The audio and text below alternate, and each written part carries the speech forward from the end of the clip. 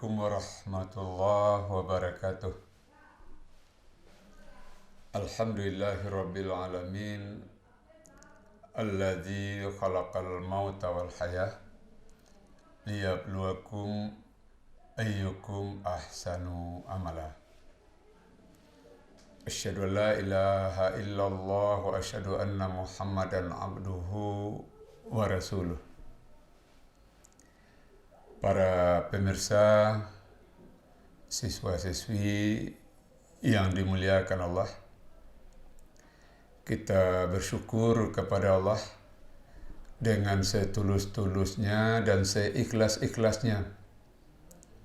Allah telah memberi kita kesempatan untuk dapat bertemu kembali dalam kajian-kajian kita yang insya Allah pada hari ini kita akan mengambil tema sejarah dan perjuangan Muhammad Al-Fatih. Salawat dan salam buat junjungan kita Nabi besar Muhammad sallallahu alaihi wasallam, contoh dan ikutan bagi kita dalam hidup. Bagaimana menjalani hidup dengan baik dan benar, berakidahnya kuat, ibadahnya khusyuk, akhlaknya santun. Mudah-mudahan dengan mengikut beliau, kita akan dapat syafaat beliau nanti di hari kiamat. Amin ya rabbal alamin. Baik, para pemirsa yang dimuliakan Allah, kalau kita berbicara tentang tokoh-tokoh perjuangan di dalam menegakkan agama Allah, kita akan bertemu dengan beberapa nama yang luar biasa. Satu, Salahuddin Al-Ayyubi. Itu pahlawan perang salib dengan semangat perjuangannya yang luar biasa. Kemudian yang kedua, Usamah bin Zaid, anak Zaid bin Harisah. Yang kita tahu Zaid bin Harisah itu adalah anak angkat Nabi yang kemudian dilepaskan dari tabani atau proses anak angkat itu karena ditegur oleh Allah dalam Al-Quranul Karim. Awalnya namanya Zaid bin Muhammad, kemudian dikembalikan menjadi Zaid bin Harisah. Dari Zaid bin Harisah ini lahir seorang pemuda tangguh. Itulah Usamah bin Zaid, yang umur 18 tahun itu sudah diangkat oleh Rasulullah menjadi panglima. Bayangkan, puncak karir di militer itu adalah panglima. Usamah bin Zaid itu dapat meraih puncak karir itu di usia 18. Bayangkan, anak-anak kita sekarang usia 18, barangkali masih kelas 12 atau kelas 11 di sekolah menengah atas. Beda dengan kader-kader Rasulullah itu. Dan yang ketiga, tokoh yang luar biasa itu yang bernama Muhammad Al-Fatih, yang disebut dalam bahasa Turki Mehmet.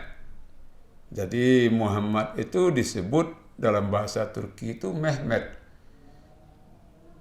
Digelari dia dengan Al-Fatih sesudah keberhasilan dia menaklukkan Konstantinopel.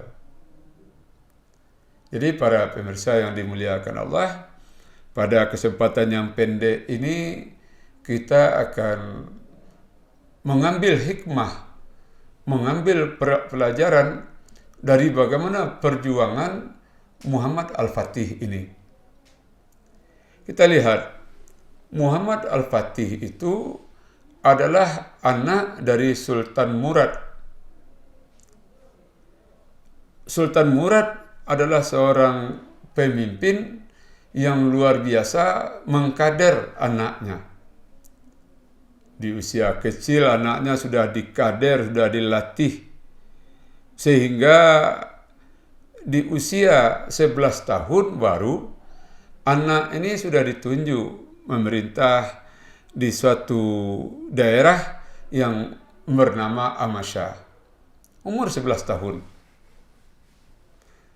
Di usia 12 tahun, itu tahun 1444, Syekh Sultan Murad mengangkat anaknya Sultan ini, Mehmet ini, atau dikenal dengan Sultan Al-Fatih, Muhammad Al-Fatih, menjadi penguasa. Bayangkan kaum muslimin usia baru 12 sudah diangkat jadi orang nomor 1 di Bani Utsmani. Orang nomor 1. Ketika baru memerintah, Daulah Utsmani ini diserang oleh pasukan Hongaria. Bagaimana bijaksananya Muhammad Al-Fatih itu menghadapi persoalan. Dia junior dan masih ada seniornya, yaitu ayahnya sendiri. Dia minta ayahnya itu untuk memimpin kembali. Ayahnya tidak mau karena sudah menyerahkan tongkat estafet itu kepada Muhammad Al-Fatih. Lalu Muhammad Al-Fatih itu menyampaikan kepada ayahnya, "Wahai ayah, kalau engkau seorang raja, silahkan bawa pasukanmu menghadapi pasukan Hongaria. Kalau saya seorang raja, silahkan pimpin pasukan menghadapi pasukan Hongaria itu." Dengan kebesaran jiwa, Sultan Murad itu mematuhi, mengiyakan apa yang disampaikan oleh Muhammad Al-Fatih. Dia turun dengan pasukannya menghadapi pasukan Hongaria itu. Alhamdulillah berhasil. Sampai tahun 1446, Muhammad Al-Fatih masih memerintah. Ketika itu ada konflik internal di antara tokoh-tokoh yang ada ketika itu, maka Sultan Murad II itu mengambil alih kembali pemerintahan. Baru tahun-tahun berikutnya, tahun 1451, diserahkan kembali kepada Muhammad Al-Fatih. Di sanalah Muhammad Al-Fatih memerintah di usia umur 21 tahun sampai tahun 1481.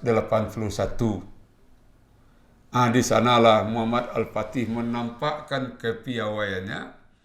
Dia berhasil menaklukkan Konstantinopel, sudah dikepung berminggu-minggu dengan perjuangan yang sangat berat. Muhammad Al-Fatih berhasil menaklukkan Konstantinopel. Timbul persoalan, kenapa Konstantinopel itu perlu ditaklukkan oleh Muhammad Al-Fatih? Satu, untuk menguasai daerah perdagangan. Karena Konstantinopel itu tempat yang strategis untuk ekonomi umat. Pasar terpusat di sana. Muhammad Al-Fatih ingin menguasai pusat ekonomi itu. Karena hubungannya nanti akan berhubungan dengan kemajuan Islam itu sendiri. Kemudian yang kedua, kenapa Muhammad Al-Fatih menaklukkan Konstantinopel itu? Menampakkan kekuatan Islam itu. Al-Islamu a'la wa la yu'la alaih. Islam itu tinggi, tidak ada yang tinggi dari Islam itu.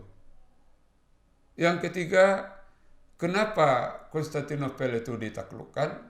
Untuk menghilangkan, mematahkan dominasi Romawi terhadap Timur Tengah.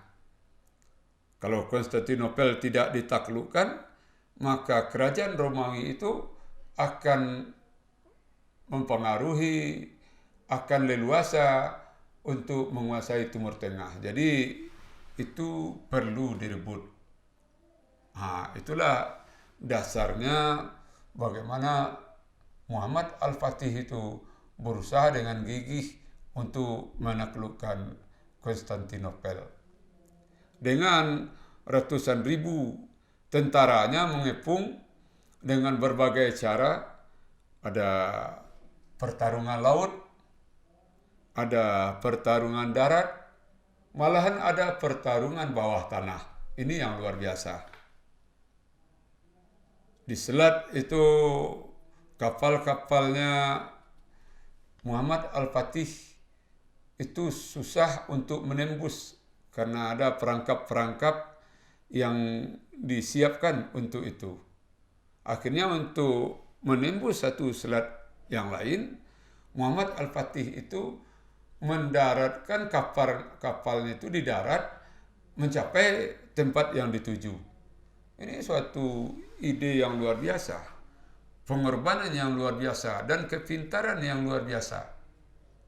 Bayangkan kapal-kapal itu jalan bukan di tempat yang datar, tetapi dihilangkan dulu pohon-pohonnya, dihilangkan dulu sekat-sekatnya, dialas dengan kayu, dengan papan, dikasih minyak supaya licin, lalu dengan kekuatan tentaranya itu kapal itu diluncurkan di darat.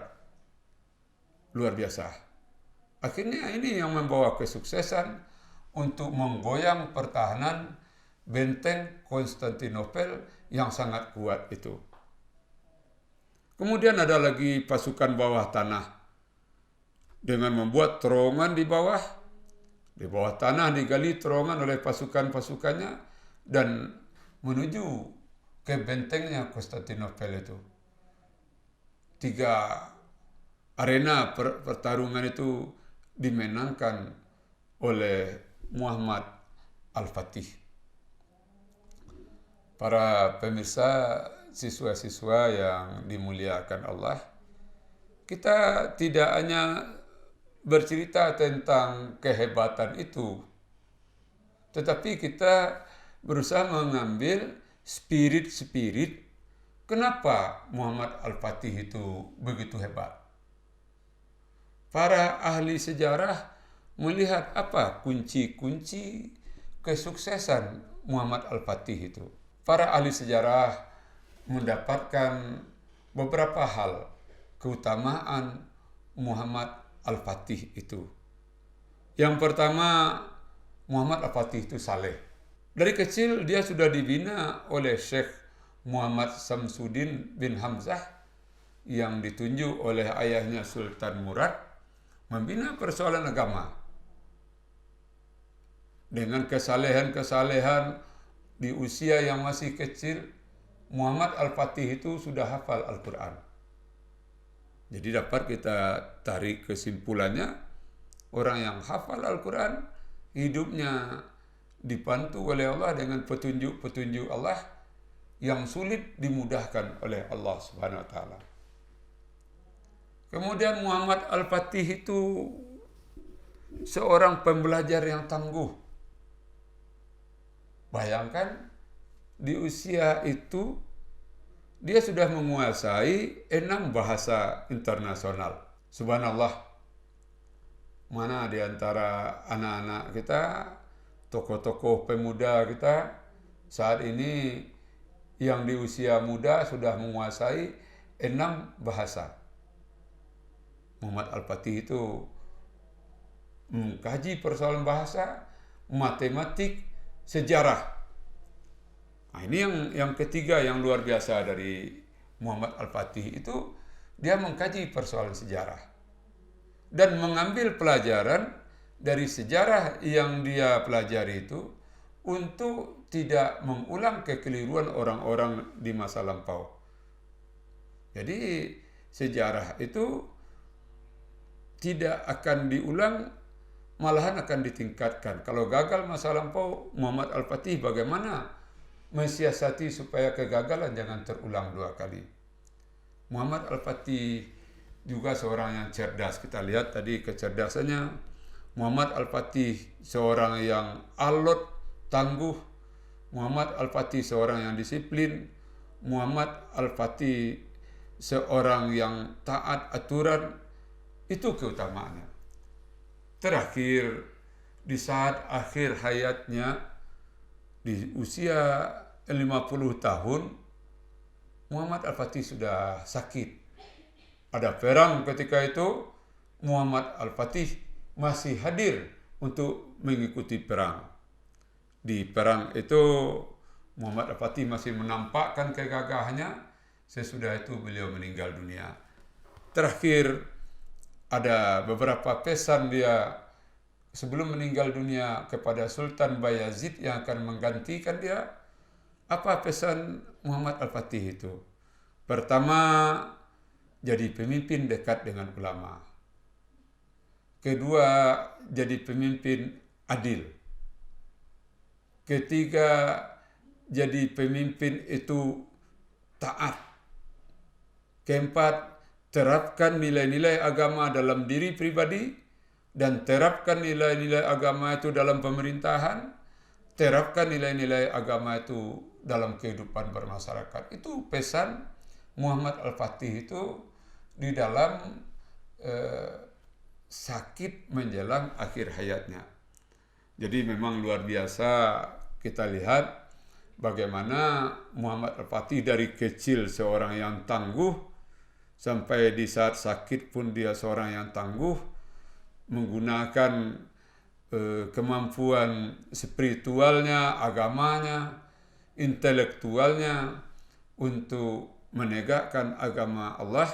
Dan sampai titik-titik terakhir, detik-detik terakhir, saat-saat sebelum akhir hayat, beliau masih memikirkan umat dengan memberikan pesan kepada Sultan Bayazid yang akan menggantikan beliau dengan 3 hal tadi.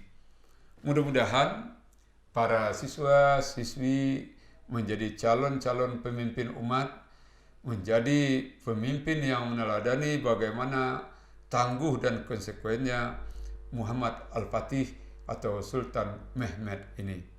Ini kajian kita pada kesempatan hari ini. Mudah-mudahan banyak manfaat bagi kita bersama kalau kita renungkan, kita ambil iktibar, kita ambil pelajaran, insya Allah kita akan mencapai kesuksesan di dunia dan di akhirat. Mudah-mudahan kita semua diberi hidayah oleh Allah untuk itu. Billahi taufiq wal hidayah. Assalamualaikum warahmatullahi wabarakatuh.